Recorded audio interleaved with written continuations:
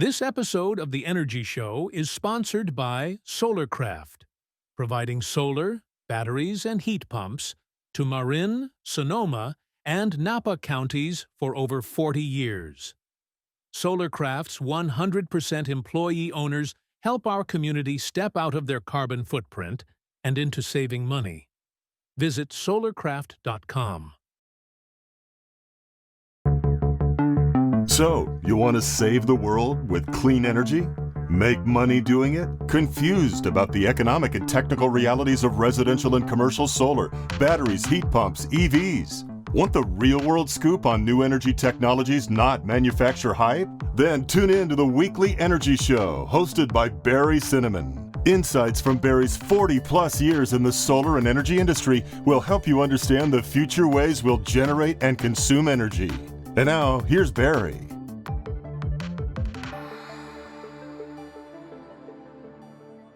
Welcome to this week's Energy Show. This is the second of two episodes with Nico Johnson, the most knowledgeable, most prolific, and most articulate podcaster in the solar industry. My first episode with Nico focuses on his journey from solar installer to solar equipment sales and marketing, and ultimately to the host of the popular Suncast series with over 800 episodes available in the cloud. On this episode, we'll be exploring the strategies and tactics that companies can adopt to cope with changes to the solar tax credits, to tariffs, and state policies. So, as you know, 2025 is shaping up to be a good year for solar. Not fantastic, but pretty good. Even with high interest rates and net metering changes, the industry has a way of coming back. But there's a big rush to finish projects and get the tax credit, because that's scheduled to end at the end of 2025. But buckle up for 2026. We're going to be encountering the likely elimination of solar tax credits. And as we do this podcast, those tax credits are supposed to be canceled by Congress, both Republicans in the House and in the Senate. So tax credits will be eliminated. That's coupled with high tariffs, especially for batteries and inverters. And then confusion with this thing called FEOC, Foreign Entities of Concern. There's regulations that may just disqualify certain components of systems if they're made in the wrong country. In a nutshell, the federal government's not just canceling the IRA, but they're being actively hostile to the clean energy industry. So the solar coaster may go off the rails for the first time. It'll come back, but it's going to take some recovery. But the good companies, especially those that plan and are nimble, will survive. You got to do contingency planning and careful cash management. Those are the key things for survival. There's a gathering storm. You're in touch with people throughout the industry. What do you hear what do people think is going to happen? I'm glad you asked me this question because it's one that I get text messages, phone calls. I'm now going to a lot of these conferences on a regular basis, and people walk up to me thinking that because I have access to a lot of folks, I probably have gotten like insider information. I haven't. I'm not as involved in SIA as I ought to be, and I'm going to say that frankly because I want to be more involved, but I also am so hyper-focused right now on building and maintaining my small business. 2025 has been hard for everyone, and not the least of which to those of us that are in marketing. Marketing is the first place where people cut money, right? So I like to joke that 50% of the people who promised me I was in their budget no longer have a job, and the other 50% no longer have a budget. Painful. Right? I don't complain or cry about that because every one of those companies is making a practical decision, and if I were their advisor, I would give them the same advice. Everyone is cutting back. The reality is that we have lost the narrative as an industry to oil and gas, who are spending 10, 20, 30x more than us, lobbying. We've got to get a collective voice. Presently, that collective voice is bifurcated into residential and utility. And maybe community solar sort of spans the gap there. So you got SIA, which used to be all utility, now focused almost exclusively on resi. And you got ACP, which used to be all wind, focused exclusively on utility scale, and like solar is in there. And then you've got the state organizations, which are mostly residential also. That's correct. Mostly residential. And everyone operates in their own silo, right? By and large, I don't think it would be honest to say that ACP and SIA are walking hand in hand up on Capitol Hill, right? They have different interests. But as an industry, and we have a visibility problem, okay? And whether the ITC stays or goes, doesn't matter. We still have a visibility problem. When we are winning, you will see Matthew McConaughey's next movie. He's moving into his new house in the neighborhood, and an aerial shot flies over, and there's solar on 75% of the houses. Yep. Okay? Probably it's in Sacramento. And then, by the way, next door, a Cinnamon Energy truck is sitting casually on the curb, and a crew is on the roof. They're installing yet another solar project. McConaughey and his family never mention it. It's not a part of the storyline. It is ubiquitous. It's just reality. There. It's just there. It's the reality. Because lo and behold, that is our present reality in many cities in California, in lots of cities in New York, lots of cities in Texas, lots of cities in Florida, my home state of North Carolina. Solar is ubiquitous. But because it's up on the roof, it's not very visible. Okay? So we will be winning when that happens, when we see that it's being written into scripts in Hollywood. We see that more than Coldplay will stop a concert and talk about their climate activities, right? Their climate action-oriented activities. And when we win that narrative in the entertainment segment, and it's more than just, one or two entertainers who embrace it, like Ed Begley Jr., then the notion of this will be ubiquitous. Now, you asked about what's going to happen. I don't have a crystal ball, but I do talk to a lot of folks who secretly are saying two things. One, the financing and the sales orgs have driven the residential industry into ruin because of, I'm going to say, usurious, exorbitant pricing. Okay? Now, I'm not endorsing that people are saying this, but I do think that as I've observed the industry over the last 7 to 8 years, I would have to agree that on the outside looking in, I've looked at no specific quotes and validated for myself, but enough people have come to me and said, Nico, this is my observation, that it seems to me that it's plausible that dealer fees and sales commissions are exorbitant and that they take into consideration nothing related to protecting the homeowner. Yeah. Okay? It's just like, what is the most capitalistic thing we can do right now? It is to not leave money on the table. And there's all these fat incentives. And so we're going to rake in all of those incentives, going to take advantage of all of them in the name of deploying as much solar as possible, because we're going to sell it like a car. We're going to give you your monthly payment. That's all you want anyway. And we're going to keep the rest. Okay. I think that secretly, a lot of folks in the industry are saying, thank God that era might actually be over. And if it takes the ITC dying for that to happen, so be it. Here we are. It's middle of June. The latest on Capitol Hill is that the residential 25D credit out of the bill, the 48E credit for leasing and commercial out of the bill. But I expect, and this is based on what lobbyists are saying, is that 48E, there'll be something there. Yeah. And one of the reasons why there's going to be some incentives there is the utility industry. It's huge. They're relying on this. Yeah. The residential industry is kind of small. So I think, the financing companies may luck out that 48E is going to stick around. Yep. And they'll be able to, if not get a long-term extension on the leasing and the PPAs, maybe a slowdown of 2 or 3 years. So here's what I've heard on that end. And I think that it was the ultimate rug pull for Congress to take 48E. I genuinely was aghast, because the one thing you don't expect is that Congress would stick the middle finger up to Wall Street. And 48E did not exist for the homeowner. It existed for Wall Street. It existed for the sole purpose of transferring those tax credits to bankers. Okay? So what I have heard is if 25D is preserved in any sense whatsoever, it'll be through the end of 25. So December 31st, it's gone. And I'm going to tell you right now, if you're building a residential business right now, you cannot count on 25D past December 31st, if you can count on it at all. Just get used to it. We should consider ourselves extremely fortunate. And this is the insidious genius of Congress right now.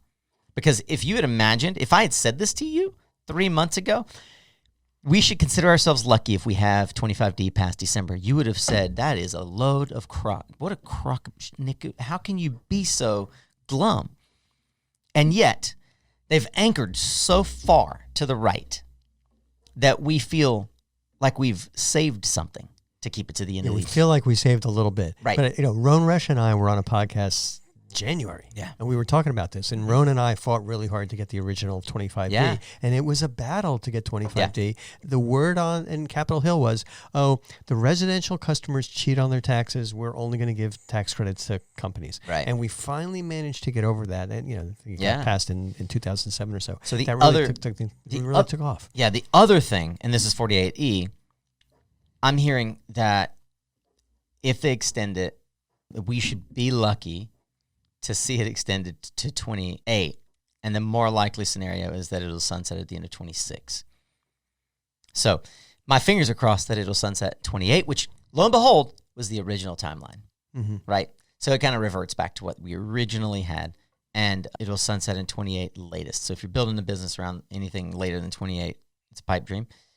I think that the more plausible scenario, because of how hard they anchored to the right, is that we'll get 48E through the end of 26. And then, I don't know if you want to talk more about FIOC and things like that, but I think that there's a lot of, as you rightly put it, confusion around. Yeah. The FIOC is almost too complicated to explain. I mean, I haven't seen anybody say this is how we're going to straighten that thing out. So what is the impact if 48E is terminated in 2026? What are you hearing about residential PPAs and leasing right now? Yeah, well, I think it would be interesting for us to share, and I'm curious your perspective and take on what the folks at Home Analytics are projecting, because what we're hearing is that we're going to see between a 30 and 70% reduction, depending on which state you're in, of total volume, and that it will slowly increase back it will sort of claw back over the ensuing 2 or 3 years, an additional sort of 30% market gain again, but never back to sort of the heyday. There's a couple of things that are really ironic about the whole tariff situation, and FIOC in particular, is this entire domestic battery or domestic manufacturing is something that was the brainchild of Republicans and in many ways championed by the first Trump administration. And this is Trump getting what he wanted. And now, I'm trying to think of a better term than stepping on his own dick. And now, he can't get out of his own way because these tariffs that are being imposed, and especially FIOC, which is just in its own way a real cluster, it makes every single aspect of domestic manufacturing more expensive. Yeah, and it's really going to get applied directly to clean energy because, Yes. In terms of the Trump administration, clean energy is the green new scam. Yeah. So anything related to clean energy, bad, and that attitude is really taking root on the Republican side. Yep. I don't see any way to change it. But tariffs on steel, tariffs on everything, every component going on. But they're making exceptions for the auto industry. As God is my witness, in order to go drill, And the baby, drill, semiconductor. they're going to make sure that drilling pipe steel is not And the applied to semiconductor drills. industry will ultimately get. So it's concessions. good. What I'm hearing on the residential side is even the residential PPA and leasing financing right now, the lenders are tightening up. There's not as much tax credit money available, so they're not putting together new funds. Yep. Nobody wants to finance anything if it can't 100% get installed and interconnected by the end of the year. And here we are in June. That's a really tight deadline. It's an unbelievable deadline. For the most part, utility scale projects operate on a 3 to 5 year timeline, best case. And from the time most of these these projects get NTP, it's still on the short side, 6 months construction cycle. On the long side, 2 to 3 years construction cycle. Okay. The funny part is that at the current $65 a barrel, there is not a single company in the oil and gas industry that will expand production because they are barely covering production. Right now, the marginal cost to produce a barrel of oil is about $65. So maybe in the Permian where you've got some cheaper fracking costs, you can have some profit. The oil and gas industry is not incentivized to drill, baby, drill. And if we think that the industry is going to grow and serve all the AI loads and data loads through natural gas, it would take till 2030 to put into operation to place 50 gigawatts of natural gas. You can't even get the turbines for 5 or 6 years. That's and then right. you've got to build that plant. So that is one of the sad things about the loss of the solar industry, which really can deliver power locally. Absolute very quickly. fastest way. Yep. Absolute fastest way to deliver local power. Yeah. All right, so let's kind of take this a little bit further. So What should businesses do, whether it's residential, commercial, or utility scale? What are some of the coping strategies that you see out there for companies that aren't just, giving things up and know that they want to continue to run a business next year? Do you remember 2009, 10, when our friends at Southern Energy Management were going to merge with Sunlight and Power? Remember that? I think what we're going to see is massive consolidation of the industry. We've seen this cycle. I've seen it twice in my career. Mm-hmm. So what I would do is, instead of trying to find new markets, I would buy new markets. Instead of trying to build a sales team, I would be buying a sales team. The smart companies right now have already gone and secured capital, and they're financed. I had this conversation so we look at the sort of the large scale side. The folks at Aspen, I had Jorge on, and the folks at Encore, I had Chad on. Both of them have taken huge sums of money from major capital partners like Brookfield and Carlyle, right? So since this time last year, they were working on these credit facilities, closed in January and February respectively, $250 and $300 million respectively, to go acquire what they need to be successful, which may include companies, but certainly include projects.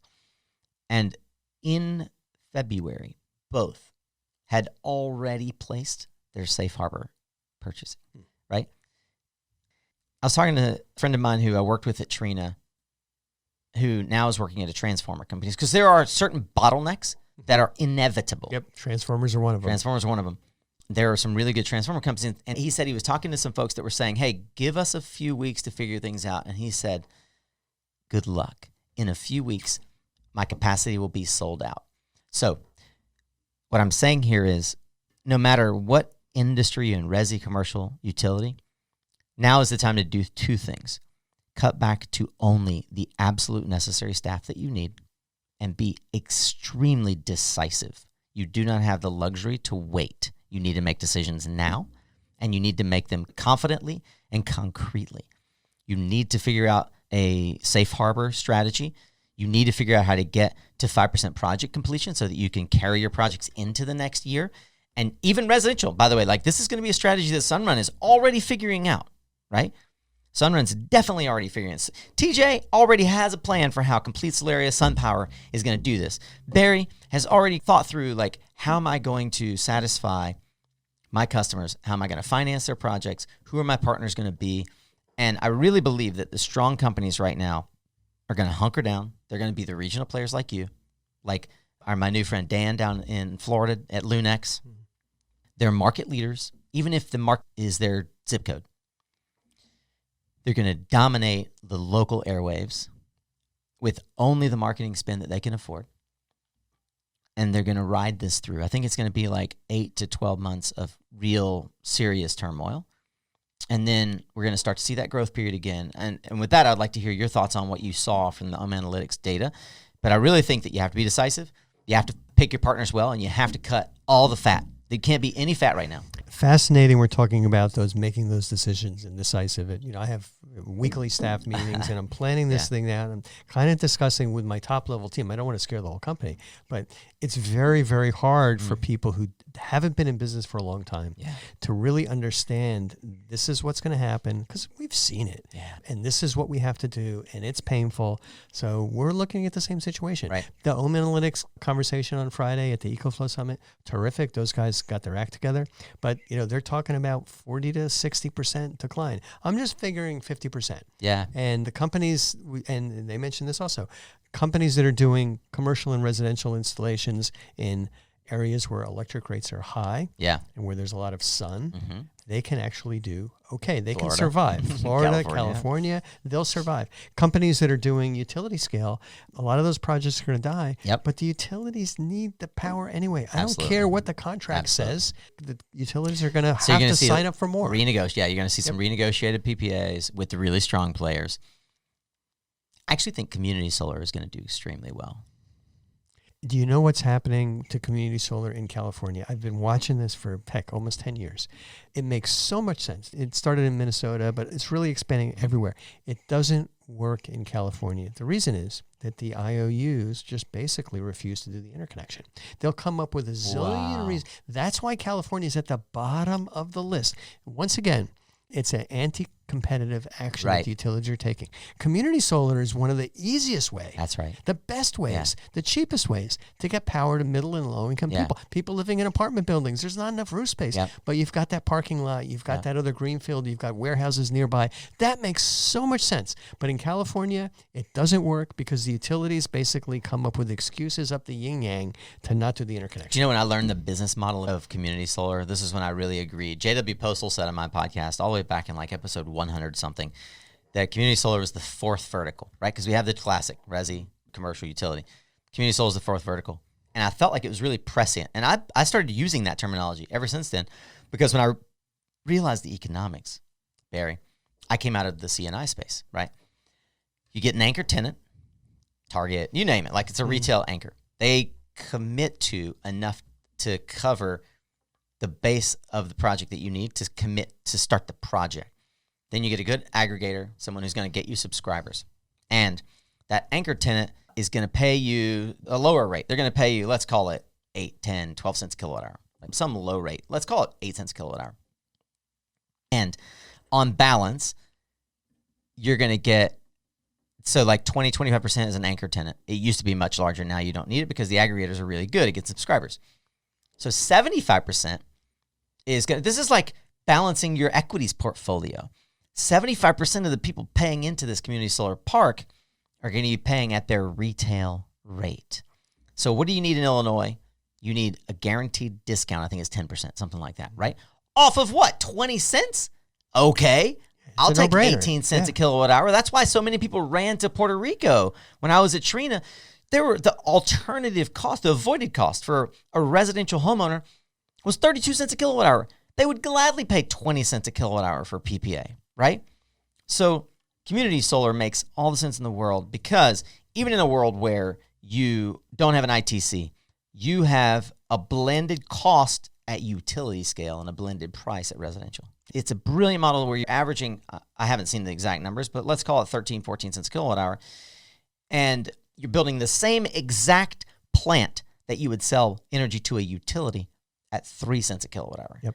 It makes sense. 10 cents more. But we've got to fight with, it's going to work in deregulated markets. I expect it's going to take off more in That's Texas, right. et cetera. Yep. But where you've got regulation like here, Yeah. it's really, really soft. Right. So I'm kind of looking at some of these, the long-term strategies are good. One of the presentations that I gave at the most recent NAPSEP conference was kind of general business coping strategies. Oh, yeah. Forget about the solar business. What happens, whatever business you're in, you see a cliff coming. What are you going to do, and how are you going to keep going? Yeah. Are you asking me? Because I remember you gave the lecture on this. I want you to teach. You've been in business much longer than I have.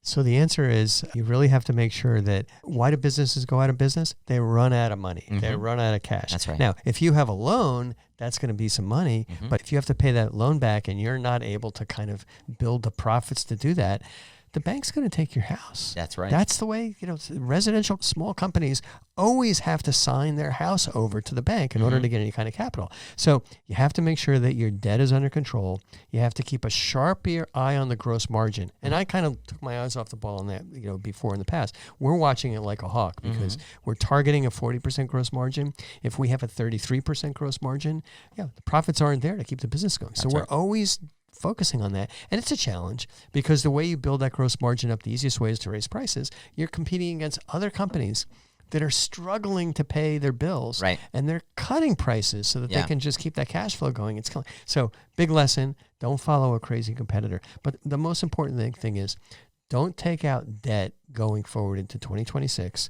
And you hit the nail on the head. Make adjustments quickly and be decisive. Yeah. That's a hard thing for employees to digest. It's not hard for you and I to understand because we've just seen these things going on. That's right. And the third thing is try and diversify. Yes. There's some obvious places to diversify. The most obvious is service. Yep. Because if you lose 25% or 50% of the solar companies, the people still have stranded solar on the roof. That's right. And they're going to need maintenance, and they're going to need batteries here in California when the metering goes away with the AB 942.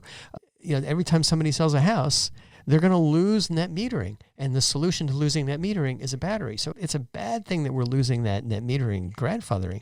But ironically, it's going to be good for selling batteries. So you have to be diversified, able to move into those adjacent markets. The hardest thing I had to do at Cinnamon Energy is we decided to take a leap, not from something purely electrical, but into HVAC. Yeah. And now we can offer kind of complete electrification services. It's a pain in the neck. Installing HVAC equipment is more complicated than solar and batteries. Solar's easy. Batteries are complicated. Heat pumps are really, really tricky to do it the right way. But we're biting the bullet, and that's one of the ways that we expect to stay in business. You know, one of the things that we also see that is not a part of your business, and I wonder how you feel about it, but all across, I met with the Summit Energy guys, Eric Israelson. These guys are just phenomenal young entrepreneurs in Boston area, Massachusetts. And they started Summit Roofing, and they are killing it. And it turns out roofing is a 35+% gross margin business and has been for years. It's a great business, and people need a roof and they call you in emergencies. And it is a great complement to solar for a lot of reasons. And I see it in Las Vegas. I've got some friends out there who have started roofing as a component, Texas. And I wonder if this is a trend that we're seeing in California. When I started my company, one of my biggest competitors was a roofing company.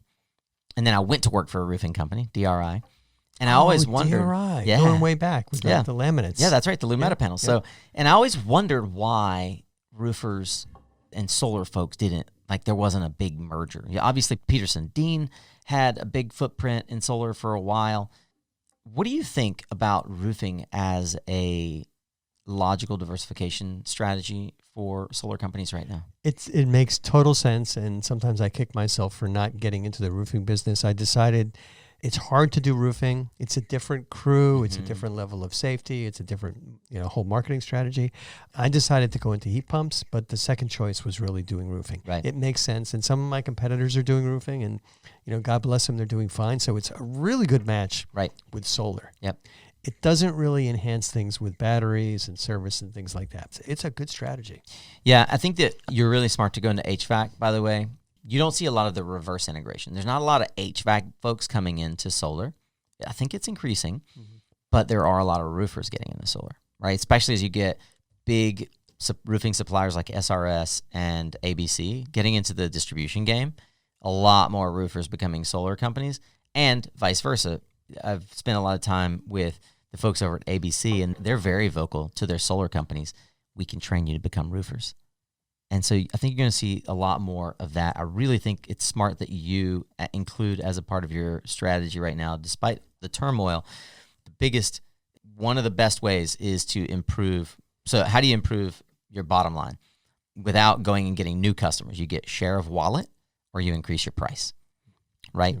And through smart strategies, you've been able to do both. Well, the share of wallet just comes from the ability to have more things to sell to them. And that's the biggest click, and we're trying to get the word out to our installed base and thousands of people that have systems that we do HVAC also. Right. And it happens all the time where, an existing solar customer says, I want to get a battery, and then we go there and they're in the middle of putting in an HVAC system. So there's more marketing than it takes, but we're definitely getting traction with that. And the HVAC business, especially when it comes to heat pumps, that's going to continue to grow and grow and grow. So we talked about some of the bad news, talked about the strategies that companies take to kind of cope. What's the good news? The reason why you and I are in the solar industry, we're eternal optimists, sometimes cockeyed optimists, but there's a lot of good news about the way solar industry is going to continue to grow over the years. Yeah. Do you remember The Matrix? Which one? The movies? The very first one, yeah. The red pill or blue pill? Red pill, blue pill, yeah. Do you remember when they were chasing Neo through the subway and he kicks Neo into the middle of the subway track, right? Neo's like trying to get his bearings and the guy jumps down and he picks his head up and he holds his head up and here comes the metro. Do you remember what he says to him? No. He says, that, Mr. Anderson, is the sound of inevitability. There was a lot of Mr. Andersons in that movie. The solar industry is that train. There is nothing that can stop this industry because it makes sense. You could walk into any oil and gas company, any of them, and someone in their company right now is working on solar. Even if it's hidden behind all the walls and the veils. Halliburton set aside $300 million for innovation in clean transition. $300 million. They funded a division with more capital than most solar companies have. They're planning for that transition. Yeah. Meanwhile, they're lobbying as hard as they can to That's keep their right. incumbent businesses Why? going. Because stranded assets are real. They've invested a lot of money. It's because their spreadsheet tells them that it's still not time to let go of these assets. And they made a bet and they made a deal with the devil and they made a banking structure to ensure that these assets would get these yields and returns. And if they don't, then their stock price suffers and their shareholders suffer. And it's not that they don't believe as well that solar is inevitable. They just will push it off as long as they can. Yeah. Yeah. And every single oil and gas company, I think about Shell, I think about BP, I think about Chevron, they've all had pretty big divisions in participation. I mean, some of them residential, lots of them utility scale. They all kind of downplay it. Yeah. I think the other good news is that, especially with the renaissance in heat pumps and the diversification into electrification and the unbelievable price-driven competition for EVs, the expansion of EV charging, everything is becoming electrified. That only bodes even more strongly for renewable energy at a localized level. I'm excited about companies like Zendy that have products that can actually manage microgrids. I'm excited for companies like Create, Dean Solon, that are building these ecosystems around what he calls nanogrids. What is Dean doing now? So they created this company, Create Energy, that is basically productizing the entire energy product at a utility scale and at a nanogrid scale. I call it nanogrid. They did a project for, check this out, Barry. You know how long it takes, because you've done Andale solar modules. How long does it typically take to get through the UL process for a product? A year. Typically a year. Great. Dean met with Nissan, invented a product, and commissioned the project completely through UL, from product from his head to installed and commissioned, 8 months. When you've got that kind of innovation happening at a nanogrid level, it just reinforces what I'm saying, that this is inevitable, because the fastest way to deploy electrons in the modern economy is a microgrid that has a hybrid of electric vehicles, natural gas, solar, like these hybridized systems with the smart AI controls of products like, I mean, I'm sure there are dozens, but Zendy is a brilliant one. They're doing a great job right here in San Diego that can control what talks to what, right? The utility. You've got, practically, I think John Engel was telling me 95% of the utilities work off of OATI's platform for energy trading, right? And that's heavily leveraging AI algorithms. I'm encouraged by what we're seeing with AI. Not only do I not believe that AI is going to be such the energy hog that it's going to be the downfall of our energy system, AI is actually smart enough to figure that out itself. Yep. And people say, oh, but it uses so much water. On the level, it actually uses less water than watching television for the average American. It uses less water than our telephone system, right? Because the water they're measuring is actually based on the energy consumption. And AI is still nowhere near the energy consumption, literally, of our television consumption.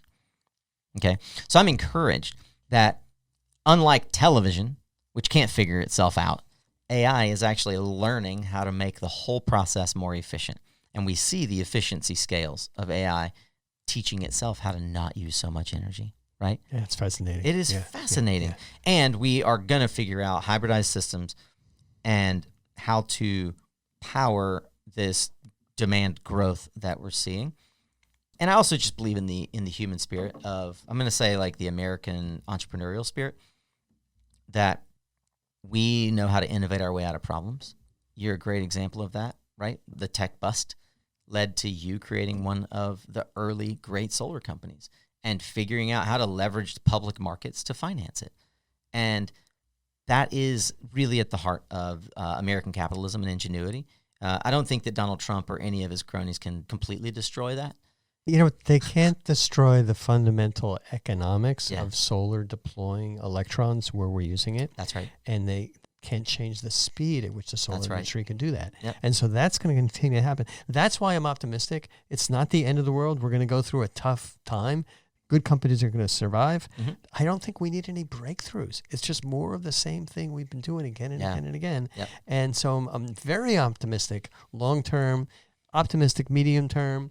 The good companies are going to kind of get through this. Yep. I think that what you guys were doing at Lowe's with your on-delay module in a box, I think we're going to see that again before 2030. Yep. We're going to make sure that we're able to handle the National Electric Code issues with balcony solar. There's ways to get around that, and people are going to deploy this. I was reading about a company that's actually got portable systems that go on a driveway. And somebody, in my neighborhood, I saw this guy with a rack of solar panels. He was probably a DIY guy, but you can hook that up, and you can hook it up to a temporary battery. As long as you're interconnecting to the grid in the right way, or going into an islanding mode, then you're fine. Yeah, I know you listened to it. And I'll link to it in when we do this for Suncast. But I did a whole episode with Karen, my business partner, on balcony solar. I think there's a lot we can learn from Germany about this. I didn't even know this existed until Karen brought it to my attention. But the fascinating stat that came away from that conversation for me is deploying. If the government would invest in balcony solar, it would be like giving every homeowner a $1,000 stimulus check for the rest of their life. Yeah. Yep. A year. Yeah. Yeah, and it's going to take, unfortunately, I think, for the next administration to come in 2029 for us to really, really see some changes. But in the meantime, economics are going to drive these things. That's all the time we have on this second episode with Nico Johnson, host of Suncast. Thanks to all of our listeners for tuning in. And if you missed any of these podcasts, please tune in to the first episode with Nico Johnson, which focuses on his journey from solar installer to solar equipment sales and marketing, and ultimately to the host of the popular Suncast series with over 800 episodes available in the cloud. And for more energy episodes, please go to our website at energyshow.biz.